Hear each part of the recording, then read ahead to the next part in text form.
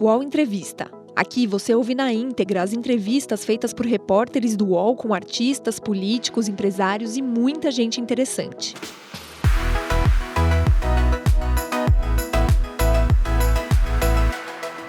Olá, eu sou Luciana Amaral, repórter do UOL, e estamos em mais uma edição do Estúdio UOL e Folha. Nós começamos 2020 na presença do ministro da Ciência, Tecnologia, Inovações e Comunicações, astronauta Marcos Pontes. Obrigada, ministro, por ter aceitado o nosso convite e pela entrevista. Um prazer. Ao meu lado, o repórter da Folha de São Paulo, Paulo Saldanha. Olá. Bem, ministro, mais uma vez, obrigada pela presença do senhor aqui. Começar ainda sem entrar exatamente em temas governamentais, mas recentemente teve uma conferência sobre terraplanismo aqui no Brasil, o escritor Olavo de Carvalho, né, que inspira bastante o presidente Bolsonaro, falou que a Terra pode ser plana. O que o senhor diria a eles? Não, eu vi de fora, não é. Não é. Isso é uma coisa muito antiga, né? Essas ideias, mas eu acho que isso nos incentiva dentro do Ministério, pensando em ciência e tecnologia, a melhorar a divulgação científica. A divulgação científica é importante justamente nesses aspectos, melhorar a formação dos jovens em ciências, dos professores para ensinar a ciência. Eu vejo por esse ponto de vista. Certo. Nisso, agora entrando um pouco na política de ciência, enfim, saber a sua opinião em relação a algumas coisas do governo. Ano passado, o governo questionou alguns dados de desmatamento, de aquecimento global, fez alguns ataques para as ciências humanas, como se parte da pesquisa em ciências humanas não tivesse utilidade. O senhor, como cientista, o que o senhor acha desses ataques, desses comentários? Isso faz bem para a ciência? Olha, nós temos uma ciência, vamos dizer, no país, que tem um sistema bem desenvolvido, né? Então, mais especificamente com relação ao INPE, por exemplo, o INPE ele tem trabalhado com as questões de desmatamento, as questões de queimados já há bastante tempo, e nós temos o PRODES e o DETER, por exemplo, já funcionando há muito tempo, a metodologia é testada, aprovada e assim por diante. Então, eu sempre vejo isso do ponto de vista, né, do ponto de vista da ciência. Ela sempre vai haver um certo questionamento a respeito de ciência. É normal. Aliás, a própria ciência questiona os seus resultados e é assim que a gente melhora os resultados.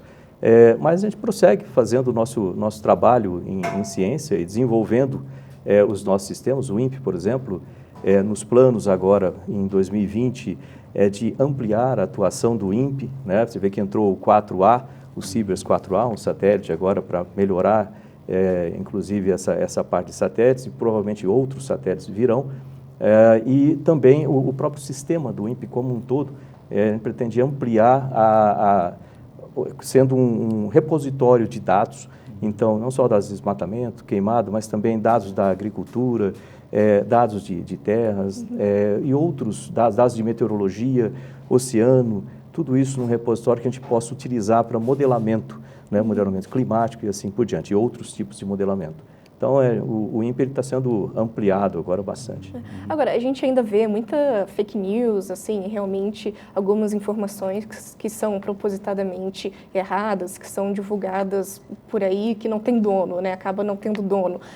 Como é que o governo poderia ser mais proativo para desestimular essas informações? Eu digo, o próprio terraplanismo, o movimento anti-vacinas. Você falou uma coisa extremamente importante, esse movimento anti-vacinas. Porque quando você fala de terraplanismo, tipo assim, embora seja engraçado de um certo ponto de vista, mas é tipo inócuo. Mas quando você pensa em vacinas, aí a coisa fica complicada, porque isso compromete a saúde das pessoas e assim por diante. Então, isso tem que ser combatido, sem dúvida nenhuma. E é justamente por isso que dentro do Ministério nós temos um setor, e tem grande prioridade, esse setor ampliado agora, inclusive esse ano, de divulgação científica e popularização da ciência. Nós tivemos, por exemplo, o ano passado, a Semana Nacional de Ciência e Tecnologia, ela bateu recorde em número de cidades participantes. Aqui em Brasília, por exemplo, teve uma exposição muito grande no Parque de Exposições ali do Parque da Cidade, né?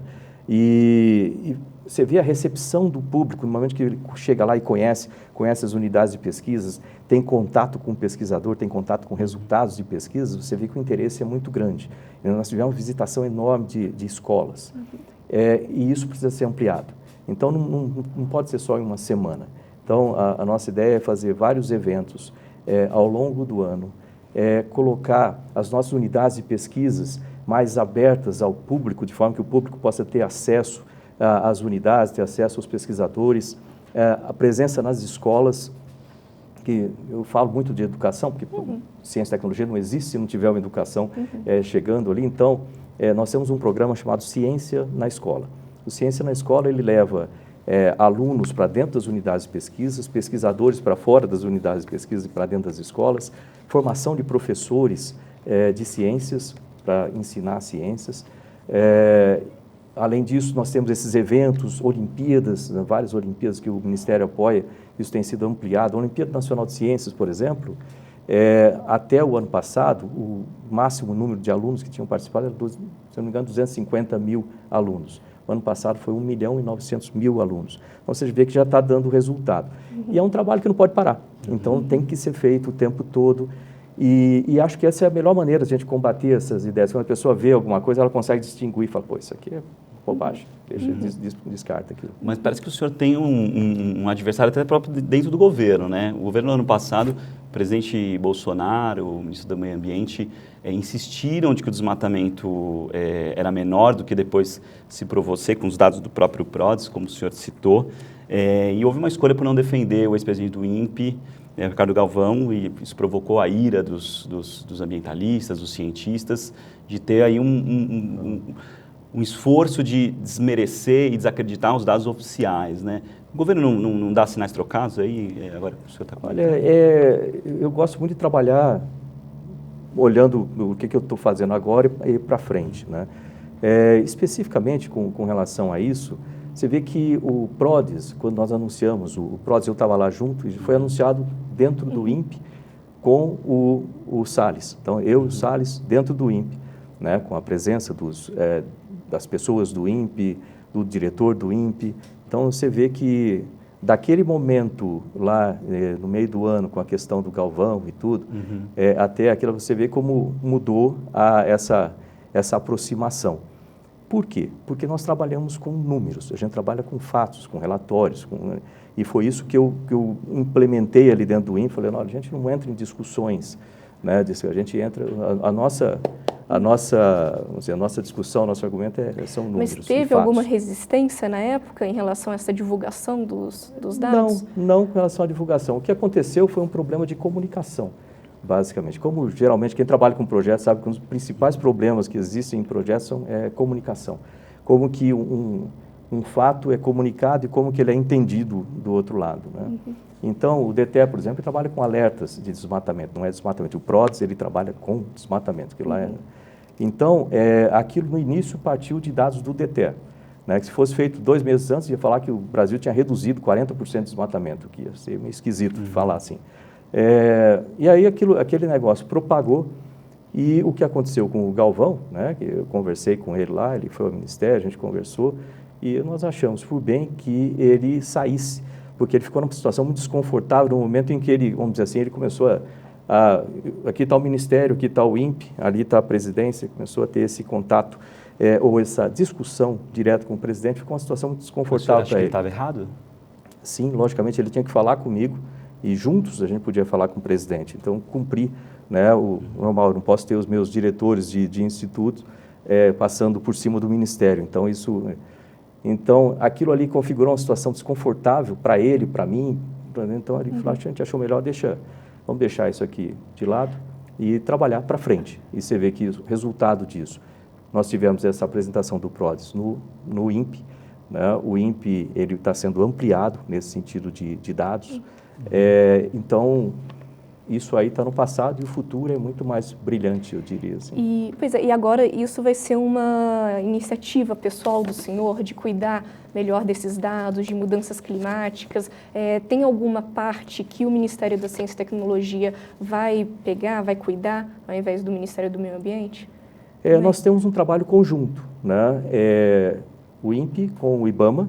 Aliás, a ideia desse sistema é passar informações para o IBAMA, para que o IBAMA vá lá e faça o trabalho de campo deles, né? Vamos dizer, e lá o DETER lança os alertas de desmatamento, ele tem uma área e fala, é possível que haja alguma coisa nessa área. O IBAMA tem que ir lá para comprovar, porque a gente está olhando de longe, né? Agora, esse trabalho vai ser feito também com relação a, por exemplo, eu falei sobre um pouquinho antes, que a gente estava conversando aqui, sobre ideias de colocar laboratórios no meio da Amazônia. Isso também vai ajudar. Esse tipo de trabalho conjunto dos ministérios, e o meu ministério é um ministério que trabalha para auxiliar os outros ministérios. Então, esse trabalho vai continuar. Eu acho que ele vai ser bem ampliado, inclusive, com essa presença desses laboratórios dentro da Amazônia. E a melhoria também de satélites, a gente acabou de colocar, né, o Cibers 4A, então tem uma melhoria nisso aí.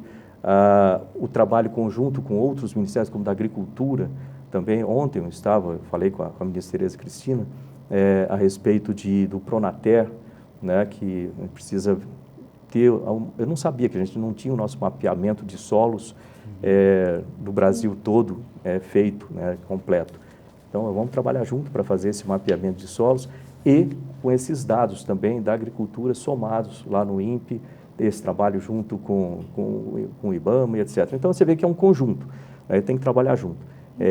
No que não pode ter, eu sempre vejo isso como uma esquadrilha. Você já viu uma apresentação da Esquadrilha da Fumaça, certamente. Você vê aquela esquadrilha trabalhando junto ali, exatamente porque cada um faz a sua função e todos eles trabalham junto com o líder. Certo.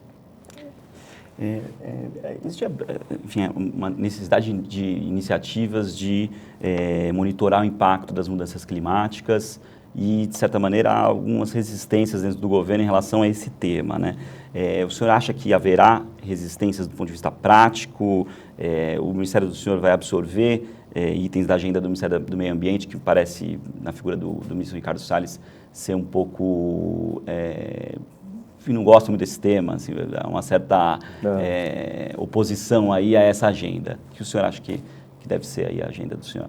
Olha, nas conversas, eu tenho um relacionamento muito bom com o Ricardo Salles e o presidente Bolsonaro, né, do governo, Jair Bolsonaro. Nós temos uma característica que é importante ressaltar. Antigamente, né, até a gente via, havia muito espalhamento político, vamos dizer assim, entre os ministérios e assim por diante. E isso causava uma distância entre os ministérios, até dentro do próprio ministério.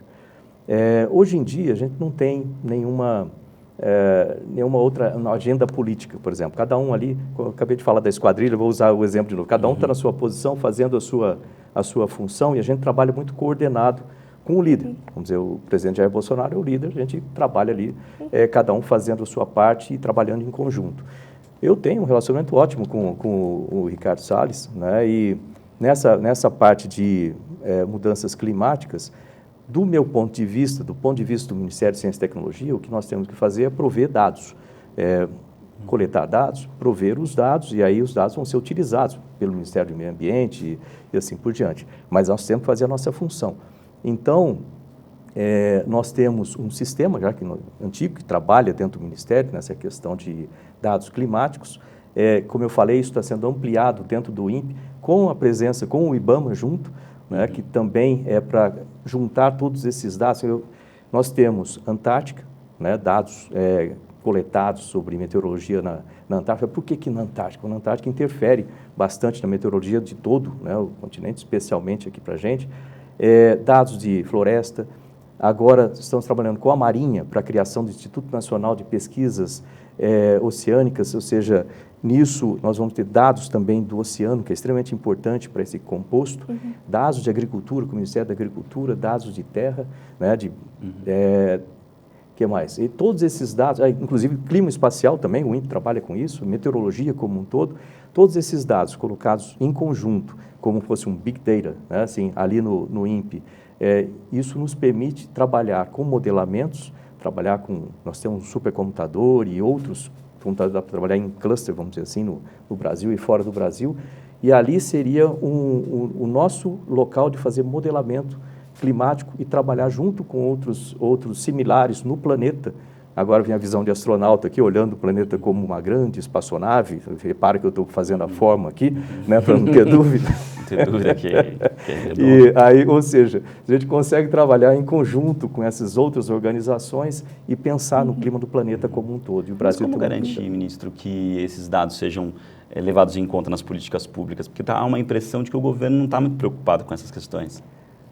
Olha, existe sim uma preocupação, né? Eu vejo isso nos encontros que nós temos, é que existem muitas coisas acontecendo ao mesmo tempo. E às vezes um fato ou outro fica perdido no meio de tanta coisa que acontece.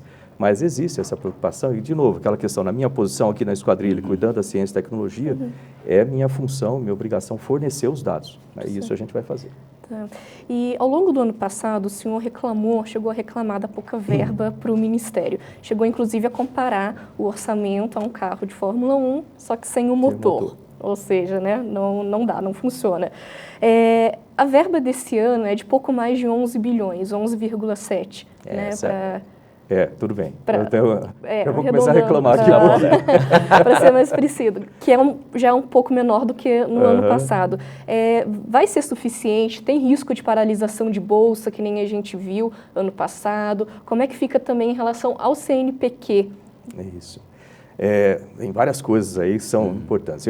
O pessoal fala que eu reclamo, né, com relação ao orçamento, mas isso faz parte. Eu falo com o Paulo Guedes também, a gente dá risada com isso aí, porque é minha função como ministro de Ciência e Tecnologia defender o orçamento da ciência e tecnologia. Eu tenho meus pesquisadores, eu tenho minhas unidades de pesquisas, então eu tenho que defender o funcionamento, né, disso e o orçamento nisso.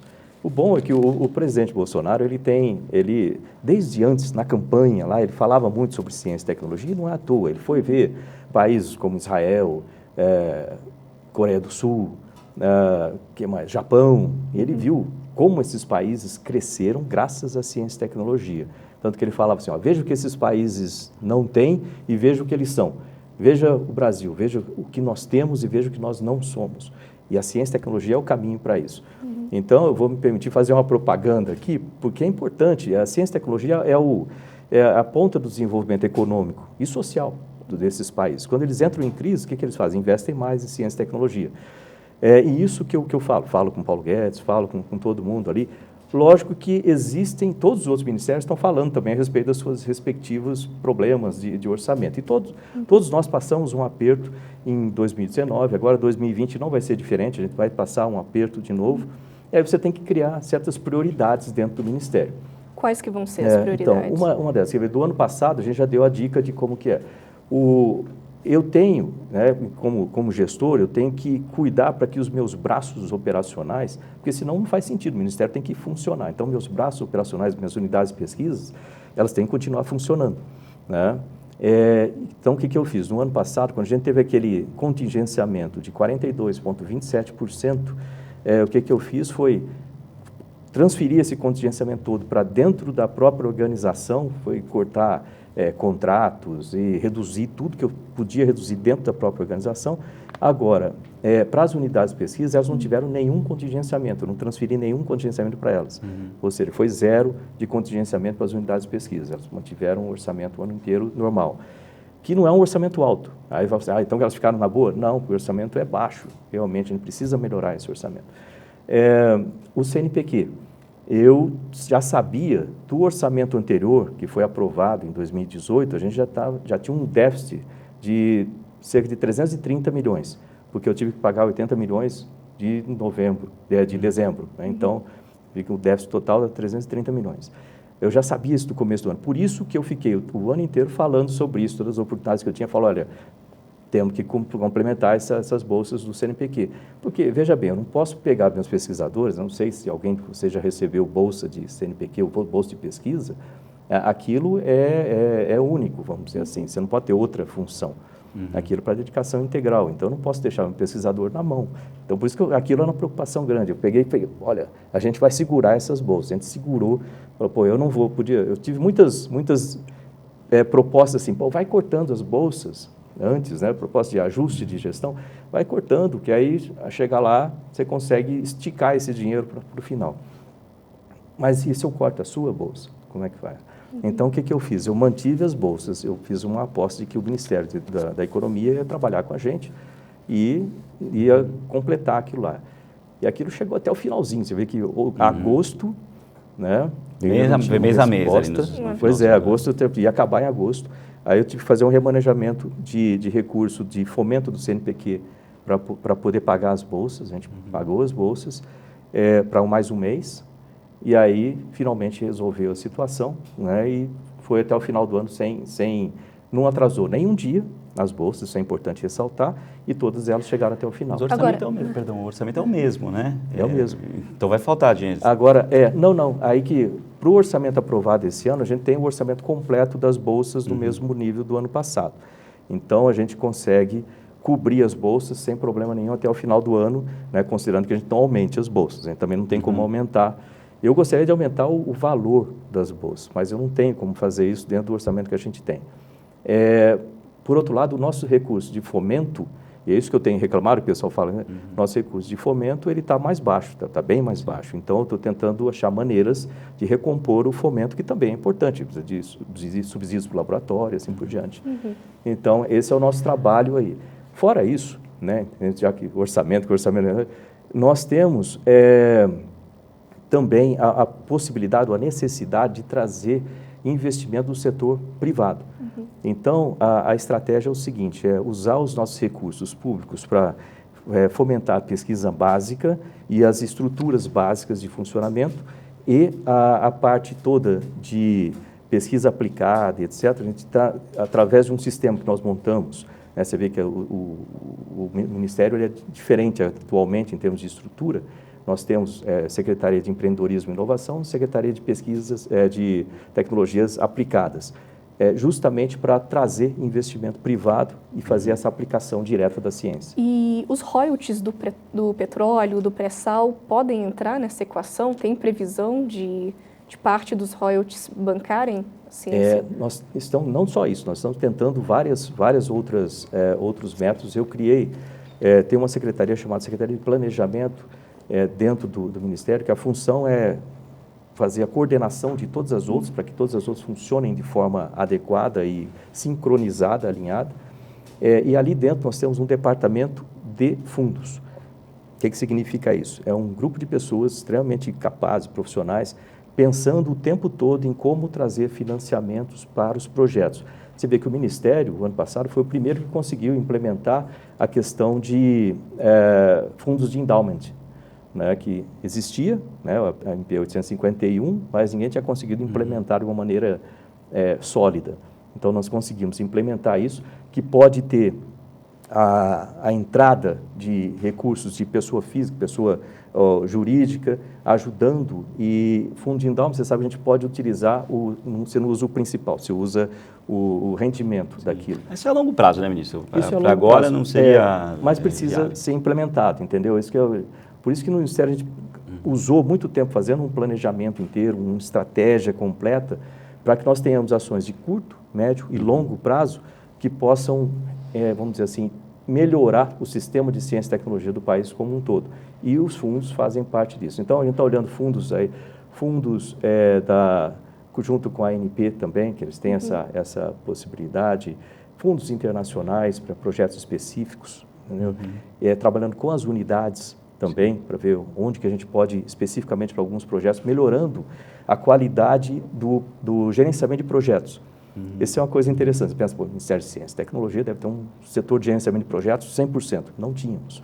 Então, instituí um escritório de gerenciamento de projetos. Nós já temos mais de 130 pessoas formadas agora em gerenciamento de projetos no Ministério, e agora vão para as unidades de pesquisas, justamente para melhorar a qualidade dos nossos projetos também. O senhor falou de fundos e tem o Fundo Nacional de Desenvolvimento Científico e Tecnológico, que os cientistas falam do FNDCT, né? Isso. E tem uma PEC aí para acabar com os fundos. Como que o senhor vê o futuro desse fundo em relação até descongerenciamento? Os cientistas têm uma grande demanda, né? Preocupante? Preocupante, porque esse fundo, eu sei que muita gente está falando dos respectivos fundos ali, né? Mas esse fundo ele é essencial para o funcionamento de muita coisa na estrutura da ciência e tecnologia. Lembrar que ele é gerenciado, ele é operacionalizado, né, pela FINEP, né? E a FINEP tem a função. A FINEP não é um banco, isso é importante ressaltar essa diferença. Por que a FINEP não junta com o BNDES? Porque o BNDES é uma coisa, a FINEP é outra coisa. Tem gente que defende, né, do governo. Mas são coisas diferentes. A FINEP, ela trabalha com financiamento de pesquisa, financiamento de estrutura de pesquisa. Ela não é um banco, ela trabalha com um risco tecnológico, não um risco financeiro, embora ela tenha uma parte dos não reembolsáveis, mas dos reembolsáveis e não reembolsáveis, mas é uma estrutura própria para isso, para fazer acompanhamento de um projeto de pesquisa, para fazer um acompanhamento de uma infraestrutura de pesquisa.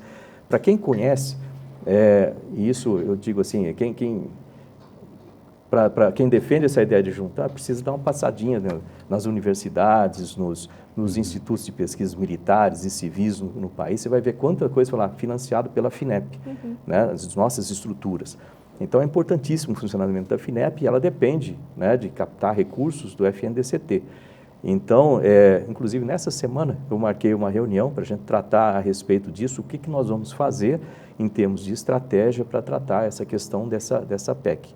Né? Reinstituir o fundo depois é uma possibilidade, está previsto, inclusive, na PEC esse tipo de coisa. Trabalhar com o que nós temos agora para melhorar o funcionamento, a operação. Aliás, nós modificamos muito a FINEP durante o ano passado, em termos de estrutura, de forma que ela está, tipo assim, agora que ela está funcionando, né, com 100%, de repente você perde o fundo, então a gente vai trabalhar essa semana, vai trabalhar com isso. Aliás, eu queria deixar até com vocês, isso aqui é um caderno que tem sobre realizações do ano passado, e alguns dos planos desse ano. Obrigada. Né? Aqui, sim. Certo. Tá ótimo. Vinícius, o senhor tem essa discussão de CNPq e CAPES, CNPq, né? CAPES. Deixa eu falar sobre isso um pouquinho. E houve no ano passado até um desconforto aí entre o Ministério da Ciência e Tecnologia, o Ministério da Educação, porque o ministro Abraham Weintraub mandou uma minuta aí sem diálogo. Parece que ele queria já abraçar aí o que seria esse novo órgão. Queria saber tanto se já é uma ideia ultrapassada, se ainda há chances de ter essa fusão, e como que está a relação aí com o MEC, ou seja, esse esquadrão aí que o senhor comentou, o senhor e o Abraham Weintraub estão combinados aí nessa apresentação?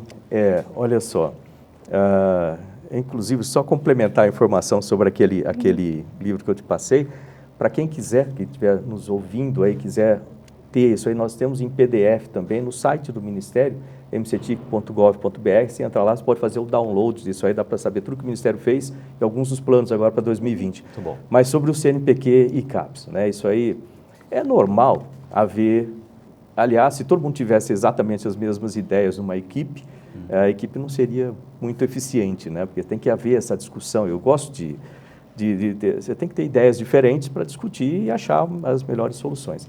O MEC veio com essa ideia e partiu lá da CAPES, do presidente da CAPES na época, o Anderson, essa ideia de juntar. Aliás, de tempos em tempos surgem essas ideias, né, de juntar uma com a outra. Mas são unidades diferentes, têm funções diferentes, que estão há mais de 70 anos trabalhando juntas, com atividades. A CAPES ela trabalha com a formação de profissionais, formação na pós-graduação, né, mestrado, doutorado, formação de professores, uso do MEC e para a educação. Muito importante a função. E o CNPq trabalha com pesquisas, financiamento de pesquisas, trabalha com os pesquisadores e tem um sistema de acompanhamento de pesquisas que a CAPES não tem, que é justamente para trabalhar, específico para aquilo. Então, essa junção não faz sentido. Então, foi o que eu falei o ano passado e continuo falando. Eu acho que esse assunto já está ultrapassado, mas é igual, sabe, fogueira. Você tem, de vez em quando acende uma brasinha ali. Então, por isso que eu continuo falando sobre isso, da importância das duas terem as suas funções separadas, independentes, e trabalhar em parceria, né?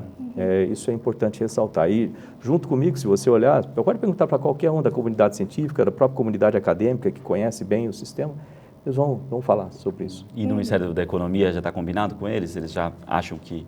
Eu conversei bastante com o pessoal da economia também, que é o pessoal que trabalha com essa reestruturação, que gera ideias de como reestruturar, redução do Estado. Inclusive, eu tenho uma reunião hoje com eles também, não sobre esse assunto, mas sobre outras possibilidades, que eles vão fazer uma apresentação lá para mim. Mas eu falei sobre isso com eles, expliquei, e eles entenderam bem. Então, do lado da economia, não existe isso. Mesmo porque, se você pensar, duas organizações que têm somados, o CNPq com em torno de 1 bilhão e pouco a CAPES com 3 bilhões, 4 bilhões. Se você fizer um esforço de gestão, você consegue reduzir pelo menos uns 10% dos custos, certo? Você dá uma economia de 400 milhões. Se você junta as duas, qual a economia que você consegue? Em torno de aluguel, essas coisas, em torno de 100 milhões por ano. Então, concordo que não faz sentido. É mais fácil trabalhar isolado, trabalhar em parceria e cada um fazer a sua gestão para melhorar. Ministro, o senhor falou da criação de laboratórios dentro da floresta amazônica. Como é que vai ser exatamente isso? O que vai estudar? Quem é que vai para lá? Eu lembro que quando nós tivemos a primeira reunião, ainda em 2018, né, durante o período de transição, eu chamei a comunidade científica e pedi para que eles me explicassem o que estava acontecendo, que eles estão na frente de combate, vamos chamar assim, eles que conhecem o que está acontecendo. Então, eu tenho um contato muito grande com eles. Como está a ciência do país? Eles me mostraram um gráfico, mostrando a infraestrutura de pesquisa no país. Lembra do Tratado de Tordesilhas, tem aquela linha, né? 90%, grosso modo, está do lado leste e 10% ou menos do lado oeste. Isso aí precisa ser modificado. A gente precisa levar pesquisa e tecnologia para essa região, né? E dentro desse esforço, lembrando que nós temos lá o Instituto Mamirauá, de Desenvolvimento Sustentável, INTEFE, nós temos o INPE, Instituto Nacional de Pesquisas da Amazônia, em Manaus, e o Museu Guild, lá em Belém. E, logicamente, as universidades, com laboratórios, mas ainda muito pouco.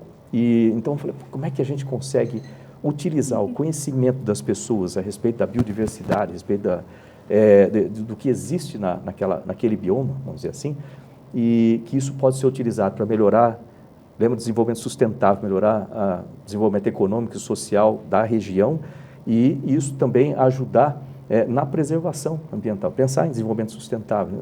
Como é que a gente pode fazer isso? Bom, a gente pode instalar laboratórios, né, levando como inspiração o nosso laboratório na Antártica, né, e o próprio Criosfera. A gente pode criar laboratórios espalhados pela Amazônia e utilizar infraestruturas já existentes, por exemplo, quartéis do Exército, que tem locais, já que tem uma infraestrutura, a gente pode utilizar, e colocar pesquisadores no meio da Amazônia, de forma que eles possam trabalhar com as comunidades locais, conhecer a respeito do sistema, estudar a biodiversidade, estudar ativos que podem se transformar em novos medicamentos, novos cosméticos, e isso significa desenvolvimento sustentável, realmente na prática. Sim, né? A ideia é ótima, mas quando que o Ministério vai inaugurar o primeiro?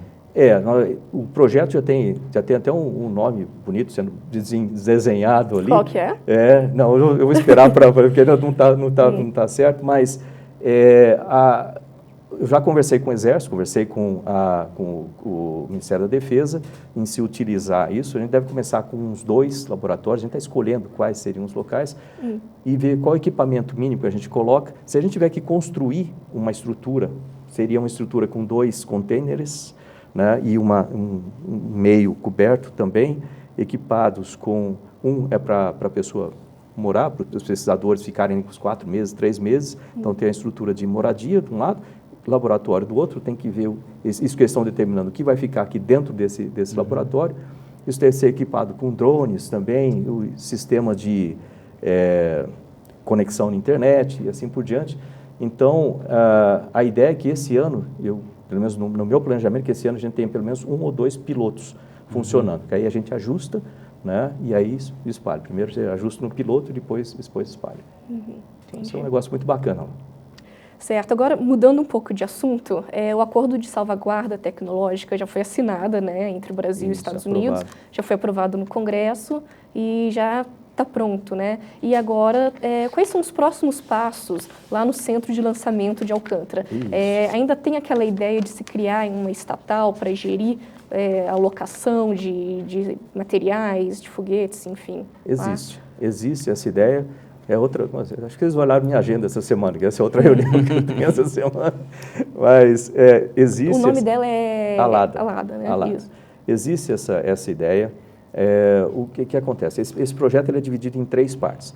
A primeira parte do projeto, a primeira fase do projeto, era a assinatura do acordo, que foram 20 anos de trabalho em cima disso, a assinatura do acordo com os Estados Unidos e a aprovação no Congresso. Esse foi o primeiro acordo dessa natureza e agora, porque isso cobre em torno de 80% do mercado. Só lembrando, para quem não conhece o Acordo de Salvaguardas Tecnológicas, é um acordo assinado entre o Brasil e os Estados Unidos, que prevê que os Estados Unidos concordam que o Brasil lance foguetes e satélites de quaisquer países que tenham algum componente de empresa americana, desde que a gente se comprometa a proteger essa tecnologia para não ser roubada ou copiada. Basicamente, o acordo é isso. Às vezes o pessoal fala, os Estados Unidos vão vir operar em Alcântara, não tem absolutamente nada a ver com isso, não tem operação americana em Alcântara, nada disso. A operação é da Força Aérea Brasileira, do Comando Aeronáutico lá em Alcântara, e a gente vai oferecer comercialmente serviços de lançamento do centro. E por que foi feito esse acordo inicialmente com os Estados Unidos? Porque 80% dos satélites e foguetes do planeta têm peças americanas, então era importante fazer isso logo com essa fatia grande do mercado. E agora tem esses outros 20% que eu já comecei a conversar com o Japão para ver se é necessário e com outros países para a gente cobrir esse restante. Próxima fase do projeto é a fase de planos de negócios. Lembra que é um centro comercial, então tem planos de negócio. Esses planos de negócio vão ser feitos ao longo de 2020, deve durar esse ano todo. Nós temos a primeira reunião já sendo marcada, participam uma série de ministérios, lembrar que o meu ministério é um dos ministérios que participam, mas como eu tenho a política espacial, nós temos um protagonismo dentro disso, e a ideia agora são esses planos com o governo local, quando eu falo assim, falando de prefeitura, de Alcântara, falando do governo do estado, a Secretaria de Tecnologia de lá, os outros ministérios, o Comando Aeronáutico, logicamente, que é o dono do terreno e tudo mais, os quilombolas, as pessoas que moram naquela região, todas as comunidades. Então, agora a gente vai sentar em conjunto e discutir o que nós vamos fazer para melhorar aquela região de forma que ela seja atrativa comercialmente, que seja... Isso vai mudar muito a região. Se eu vou olhar em Kourou, por exemplo, o próprio Kennedy Space Center, você vê como que um centro modifica a região. E o que a gente vai ter que fazer dentro daquele centro para operacionalizar lançamentos de foguetes comerciais de outros países e futuramente nossos foguetes também, para lançar satélites. E com isso, o que acontece? Esse plano vai ser feito ao longo do ano, no final do ano eu espero chegar em um consenso, falar assim, olha, é isso aqui que a gente vai fazer e a partir daí a gente toca. E os lançamentos então ficam para 2021? Já tem negociação em curso? Qual que 2020, durante agora esse ano 2020, a gente vai aumentar o estado operacional das equipes de lançamento, porque lembrar que um lançamento de foguete ele exige uma série de procedimentos a serem feitos em sequência correta, de uma forma muito técnica, e isso exige que os profissionais que trabalham com isso estejam muito bem preparados. Então, a gente vai aumentar o grau operacional dessas equipes todas. Em 2021, eu já tenho começado o tratamento com a Agência Espacial Brasileira e com o Comando Aeronáutico para fazer alguns lançamentos de foguetes suborbitais ainda, de sondagem para testar os sistemas e assim por diante. 2022 continuam esses lançamentos e eu espero que em 2022 a gente já tenha o lançamento de algum foguete comercial de lá, porque dá o tempo de construir em 2021 algumas das infraestruturas necessárias para esses foguetes. Só uma dúvida, essa empresa estatal ela seria vinculada a qual ministério, qual que é a previsão de lançamento dela? Essa é uma das questões que nós temos. A ALADA ela já tem um planejamento feito há muito tempo pelo Comando Aeronáutico, e nós estamos discutindo agora como operacionalizar essa, se vai ser uma estatal, como que vai ser a governança disso, inclusive hoje vai ser um dos assuntos que eu vou conversar com o Ministério da Economia também. O que a gente pode fazer para operacionalizar isso que funciona semelhante ao que acontece em outros países também.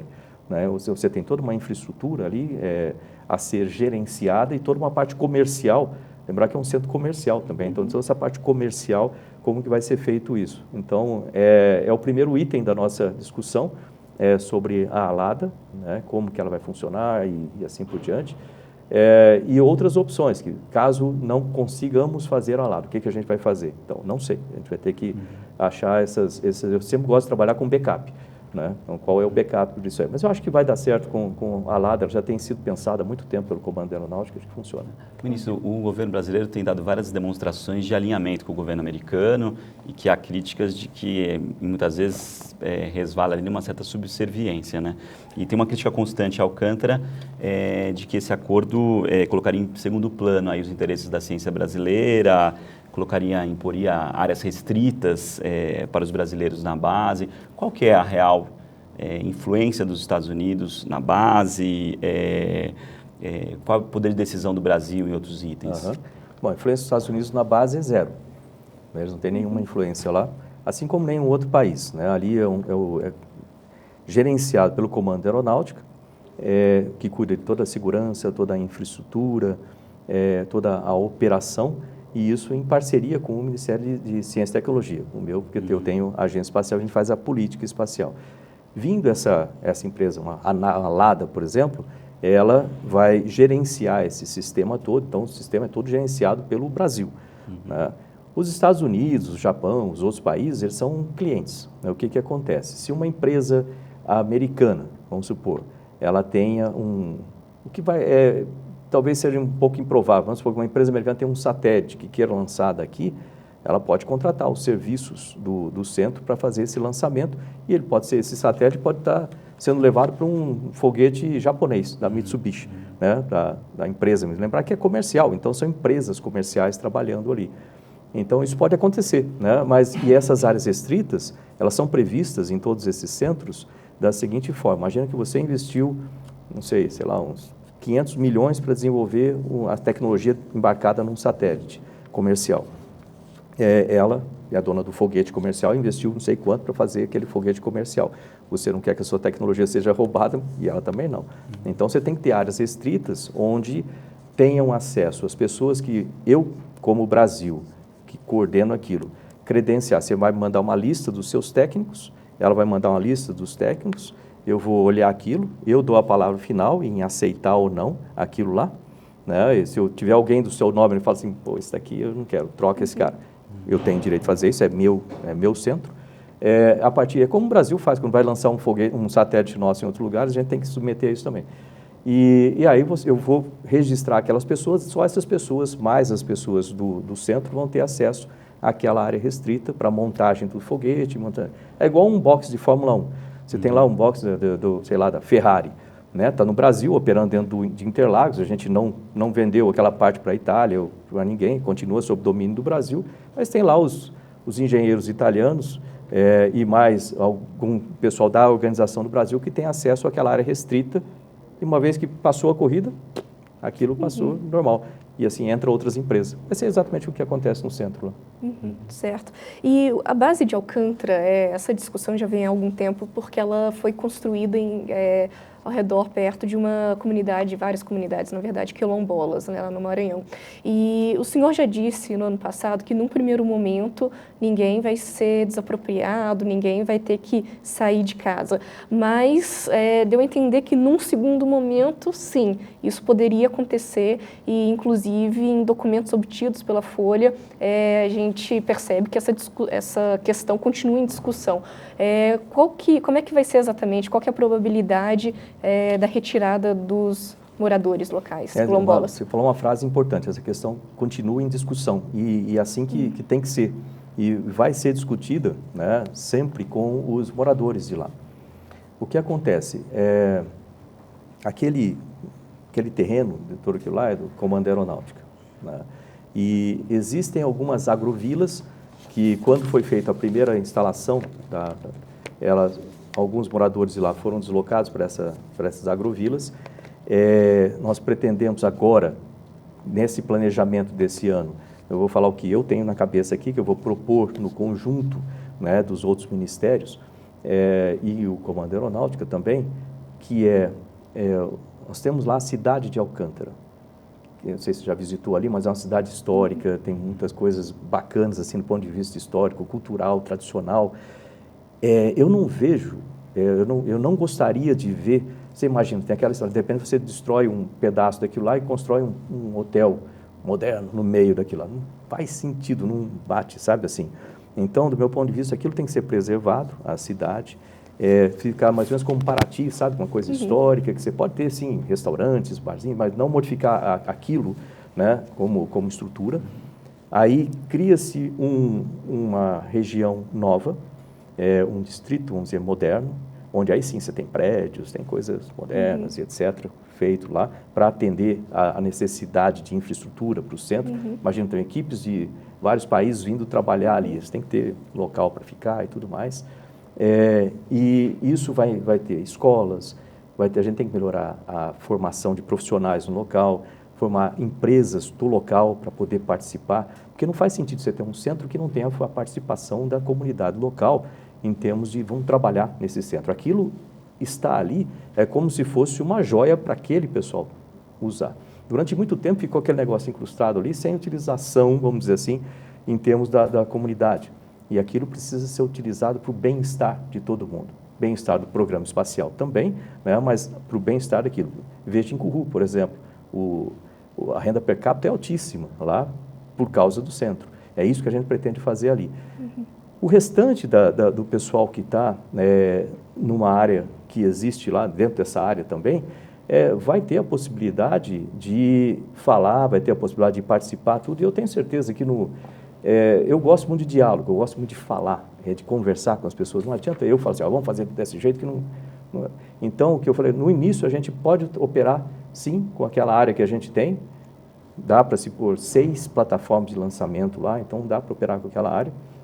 À medida que o negócio vai avançando, e a gente pode, em conversação com todas aquelas comunidades, com as pessoas que moram ali, ampliar a operação do centro, sim.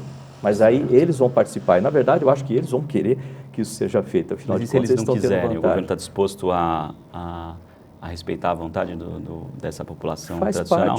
Faz parte, você tem que ter o acordo das pessoas. Se eles não quiserem, ok? Eu imagino que o restante da comunidade vão ter que convencer o restante também, que está tendo as vantagens ali.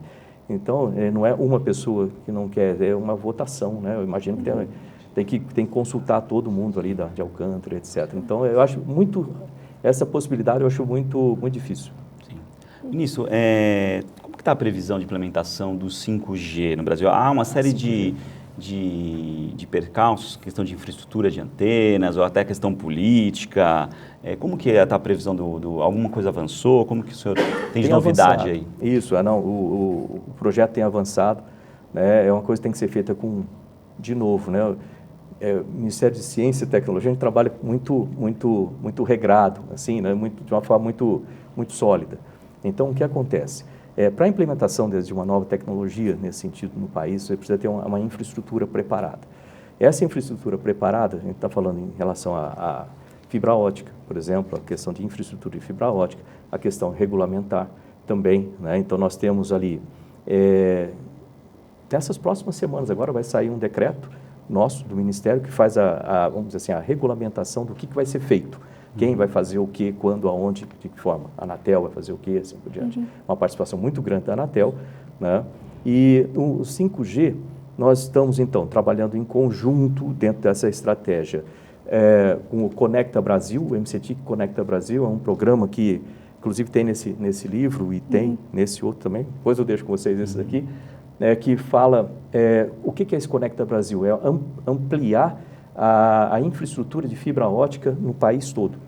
Né? Isso foi uma das determinações do presidente Jair Bolsonaro para que nós fizéssemos, vamos iluminar o país com banda larga, né? Que sabe que o país é muito diferente ainda. Você tem aqui Brasília, São Paulo, etc. A gente tem um país. Se for lá para o meio da Amazônia, Roraima, etc., você vai ver outro país. A gente precisa iluminar esse lado. Então, esse Conecta Brasil é levar a fibra ótica para essas regiões. Isso a gente tem vários meios para isso. Um é investimento do próprio governo, que esse é o menor. A gente tem também investimento privado, né, que vem a partir do edital de 5G, vem a partir do PGMU, que é o Plano Geral de Metas de Universalização. Tem também do PL 79, né, que tem também uma participação com recursos para isso, recursos grandes. Então, essa é uma primeira parte. A segunda é segurança cibernética, né? Que eu sei que isso deve estar na mente de vocês, eu sabia, eu leio assim, né? O que faz com relação à segurança cibernética, uau, e essas coisas assim. É importante que a gente tenha um sistema no Brasil de segurança cibernética ampliado também. Foi por isso que, desse plano estratégico nosso, nós investimos agora, a gente tem 8 centros de inteligência artificial sendo criados ao longo desse ano de 2020, e um deles focado em segurança cibernética.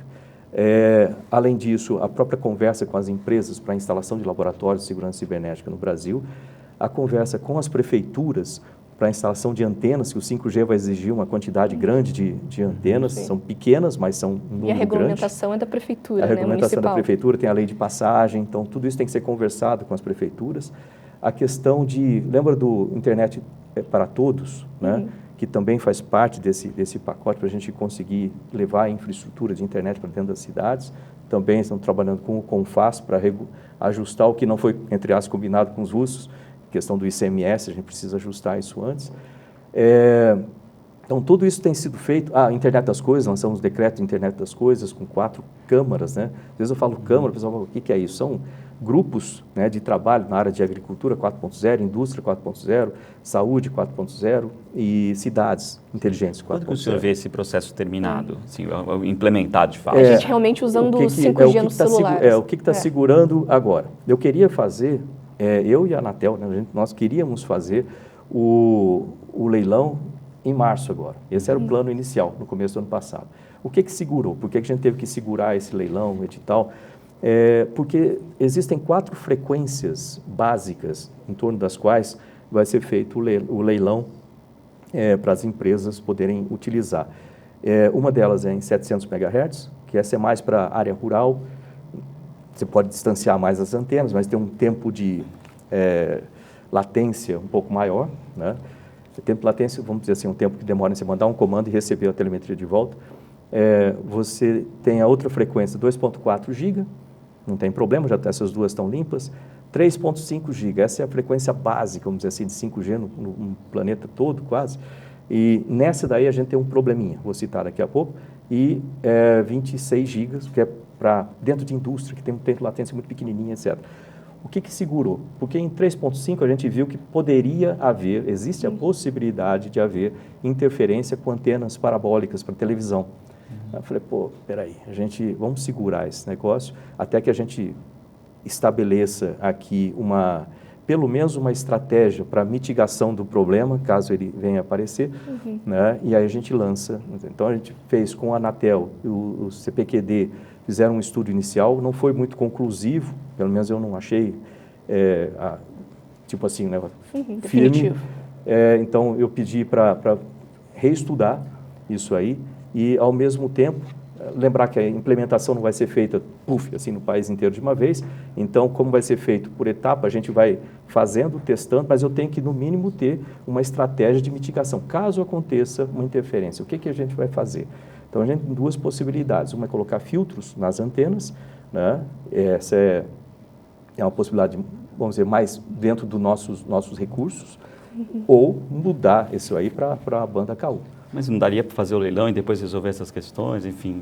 Aí você perde um pouco em termos de segurança jurídica e etc. Então, eu prefiro fazer um negócio, vamos dizer assim, mais Ministério de Ciência e Tecnologia, mais baseado em fatos, prazo, sabe? Mais firme.